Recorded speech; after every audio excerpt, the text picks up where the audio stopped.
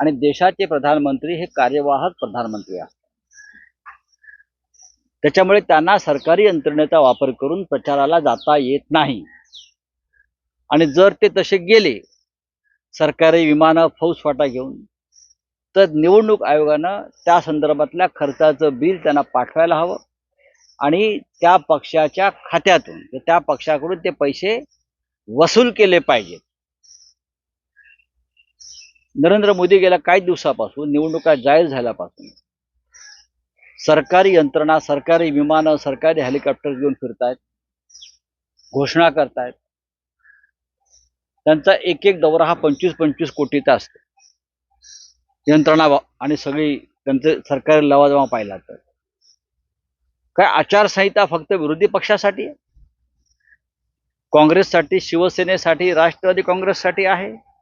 नोटिसा फक्त आम्हालाच येणार? प्रधानमंत्री ज्या पद्धतीनं सरकारी यंत्रणेचा गैरवापर करतायत आणि प्रचाराला उतरले सरकारी यंत्रणा घेऊन, हा भ्रष्टाचार नाही? मोदी हे आता कार्यवाहक प्रधानमंत्री आहेत. त्यांना अशा प्रकारे कोणत्याही घोषणा करण्याचा अधिकार नाही. त्यांना सरकारी यंत्रणा वापरण्याचा अधिकार नाही. हा सगळ्यात मोठा करप्शन, भ्रष्टाचार आहे. आपण म्हणताय ते मुंबईला येत आहे, काय शोधायला येतात? जमिनी शोधायला येतात. अडाणीला कोणती जमीन द्यायची आहे, कोणती शिल्लक आहे का, ते वरून पाहणार आहेत का? गेल्या काही वर्षात भारतीय जनता पक्षानं, नरेंद्र मोदी यांनी, अमित शहा यांनी मुंबई विकली. गौतम अडाणी या त्यांच्या उद्योगपती मित्राला. धारावी विकली, मुंबईचे भूखंड विकले, मुंबईचे उद्योग पळवले. आता मोदी 10 सभा घेऊन काय करणार आहे? अजून त्यांना काय विकायचं आहे? पण एक लक्षात घ्या, मुंबईत 10 नाही 100 सभा घेऊ द्या. मुंबईच्या जनतेने ठरवलंय की मुंबईतून भाजपा पूर्ण तडीपार करायची. देशातून होतेच आहे, पण मुंबईत 10 सभा घेतल्यात तरी त्यांना एकही जागा मिळणार नाही. ती काळ्या दगडावरची रेख आहे. आर्थिक दहशतवाद करणार तडीपार. काल माननीय उद्धव ठाकरे हे रामलीला मैदानावर होते दिल्लीच्या. ते अत्यंत ऐतिहासिक मैदान आहे. त्याच मैदानावरून 1978 साली जयप्रकाश नारायण यांनी विरोधी पक्षाची एकजूट केली होती आणि तिथूनच त्यांनी इंदिरा गांधींना आव्हान दिलं होतं, सिंहासन खाली करो. आणि त्याच ऐतिहासिक मैदानावरून माननीय उद्धव ठाकरे यांनी नारा दिलाय, अब की बार भाजपा तडीपार.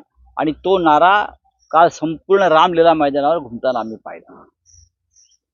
तडीपार होत आहे भाजपा. केदार म्हणतं की पेट्रोलचं कमी करतो, त्यांनी मालवणीमध्ये जाऊन बघावं, कांद्याविरुद्ध लढावं. कुठे घेऊन जावं?